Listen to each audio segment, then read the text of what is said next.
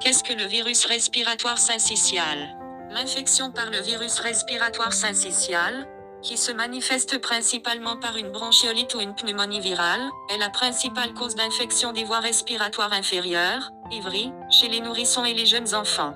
Le VRS peut provoquer une infection grave chez certaines personnes, en particulier les bébés prématurés, les personnes âgées, les nourrissons et les adultes atteints de maladies cardiaques et pulmonaires, ou toute personne dont le système immunitaire est très affaibli, immunodéprimé. Par la suite, le VRS a été associé à la bronchiolite et à l'IVRI chez les nourrissons. Physiopathologie. L'infection par le VRS est limitée aux voies respiratoires. L'infection initiale chez les jeunes nourrissons ou les enfants implique fréquemment les voies respiratoires inférieures et se manifeste le plus souvent par l'entité clinique de la bronchiolite. L'inoculation du virus se produit dans les cellules épithéliales respiratoires des voies respiratoires supérieures.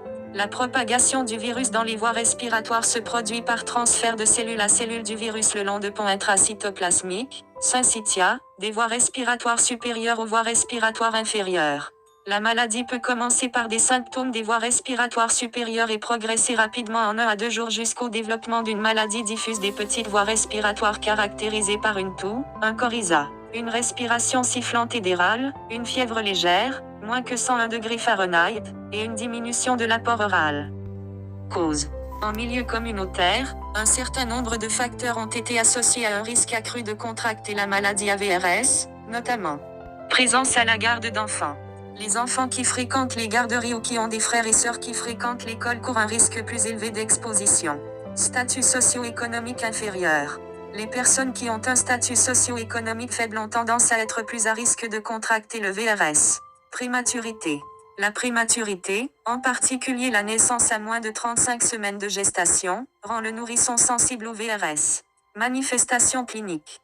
Les patients infectés par le virus respiratoire syncytial, VRS, peuvent présenter les symptômes suivants. Fièvre. L'enfant a de la fièvre légère. Toux.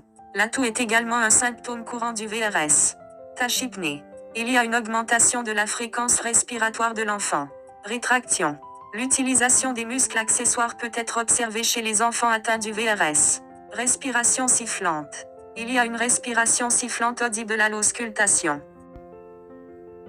Résultats d'évaluation et de diagnostic. Des tests de diagnostic spécifiques pour la confirmation de l'infection par le virus respiratoire syncytial, VRS, sont facilement disponibles.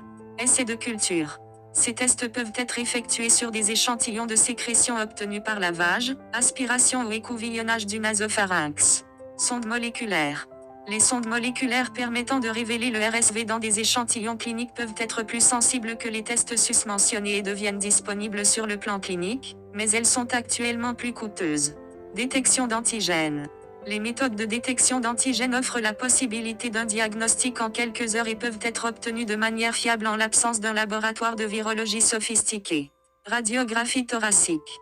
La radiographie thoracique est fréquemment obtenue chez les enfants atteints d'une infection grave par le VRS. Typiquement, il révèle des champs pulmonaires hypergonflés avec une augmentation diffuse des marques interstitielles.